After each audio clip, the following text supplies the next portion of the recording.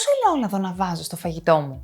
Αν είχα 1 ευρώ για κάθε φορά που μου το έχετε ρωτήσει αυτό, θα είχα ήδη αγοράσει έναν ελαιόνα. Πάμε λοιπόν να το ξεκαθαρίσουμε. Ο εθνικός μας διατροφικός οδηγός προτείνει την κατανάλωση 4 με 5 μερίδων λίπους την ημέρα, όπου μία μερίδα λίπους ισοδυναμεί με μία κουταλιά της σούπας ελαιόλαδο ή 10 με 12 ελιές ή μία μικρή χούφτα ξηρών καρπών.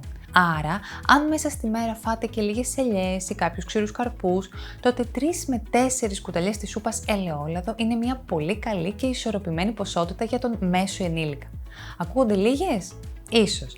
Όμως αυτές οι κουταλιές είναι πραγματικά χρυσός για τον οργανισμό μας. Μονοαγόριστα λιπαρά οξέα, βιταμίνη Ε, πολυφενόλες όπως υδρόξι τυροσόλη, ελευροπαΐνη, ολεοκανθάλη είναι μερικά μόνο από τα σπουδαία συστατικά του ελαιολάδου που δουλεύουν αθόρυβα για να προστατεύσουν την καρδιά, τα αγκία και να μειώσουν το οξυδοτικό στρες στο σώμα μας. Φυσικά δεν είναι όλα τα ελαιόλαδα ίδια και είναι πολύ σημαντικό να επιλέγουμε όσο πιο συχνά μπορούμε εξαιρετικό παρθένο ελαιόλαδο, όπως είναι το ελαιόλαδο της Terra Creta. Το εξαιρετικό παρθένο ελαιόλαδο παράγεται απευθείας από ελιές με τη διαδικασία της ψυχρής έκθλιψης που δεν ξεπερνά τους 27 βαθμούς Κελσίου και γι' αυτό έχει τη χαμηλότερη δυνατή οξύτητα που δεν ξεπερνά το 0,8%.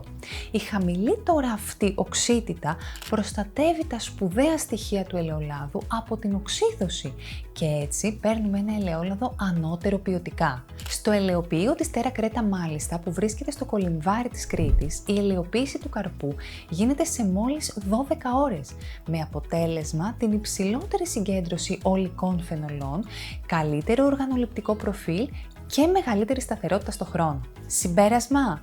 Ναι, μετράει το πόσο ελαιόλαδο θα βάλετε στο φαγητό σας, αλλά κυρίως αυτό που μετράει είναι ποιο και τι είδους ελαιόλαδο θα επιλέξετε.